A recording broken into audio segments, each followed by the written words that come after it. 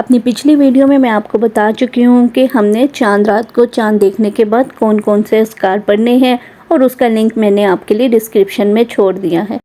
ہم اپنے پہلے روزے سے شروع رمضان سے لے کے 10ویں روزے تک صبح شام آپ نے 100 مرتبہ یہ دعا پڑھنی ہے، یا حیو یا قیوم برحمتک استغیث، اے زندہ رہنے والے، اے کائنات کو تھامنے والے، تیری رحمت کے وسیلے سے تجھ سے فریاد کرتا ہوں۔ اس دعا کو آپ نے فجر کے بعد 100 دفعہ اور عصر کے بعد 100 دفعہ لازمی پڑھنا ہے۔ اب چلتے ہیں اپنے پہلے روزے کی طرح۔ بعد نماز فجر اسماء الحسنی ہے اللہ کا بہت پیارا نام، یا رحیم، یہ آپ نے 133 بار پڑھنا ہے، اور اگر آپ کو 133 ٹائمز زیادہ لگ رہا ہے تو 1 + 3 + 3 یعنی کہ 7 مرتبہ آپ اسے لازمی پڑھ لیں۔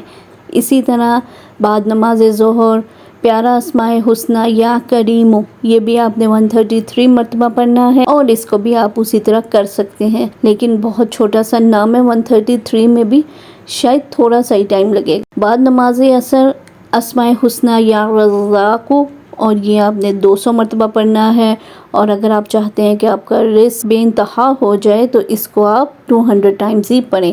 اور بعد نماز مغرب آپ نے سورۃ فاتحہ پڑھنی ہے 40 مرتبہ۔ سورۃ فاتحہ آپ نے ہر دفعہ بسم اللہ الرحمن الرحیم کے ساتھ پڑھنی ہے، اور اول آخر درود شریف پڑھنا ہے، تو عید تک انشاءاللہ پیسہ دوڑ کے آپ کی طرف آئے گا۔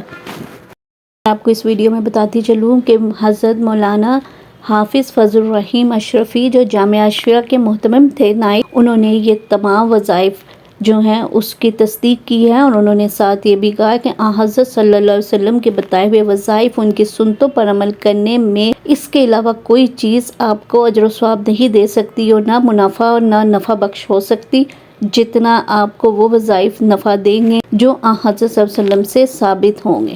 اور سب سے آخر میں بعد نماز عشاء آپ سورۃ آل عمران کی آیت نمبر 26 کو 33 مرتبہ ضرور پڑھ لیں۔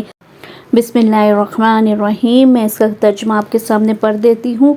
کہو کہ اے خدا، اے بادشاہی کے مالک، تو جس کو چاہے بادشاہی بخشے، اور جس سے چاہے بادشاہی چھین لے، اور جس کو چاہے عزت دے، اور جسے چاہے ذلیل کرے۔ ہر بھلائی کی خیر تیرے ہاتھ میں ہے، اور بے شک تو ہر چیز پہ قادر ہے۔ تو آپ بتائیں اس سے زیادہ خوبصورت کون سی دعا ہوگی؟ آپ نے اس کو قرآن سے دیکھ کے عربی میں پڑھنا ہے، آپ کو ماشاءاللہ بہت ساروں کو یاد ہوگی، اسے لازمی حصہ بنائیں تاکہ آپ کی زندگی میں برکات جو ہے آپ کو سامنے نظر آئیں، اللہ تعالیٰ آپ کے بے پناہ رزق میں اضافہ کریں۔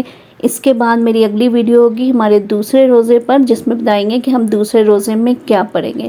تو انشاءاللہ ویڈیو کو ضرور شیئر کر دیں، لائک کر دیں، اور اپنی زندگی میں ان تمام وظائف کو شامل کریں تاکہ آپ کی زندگی برکات سے بھر جائے۔ اللہ حافظ۔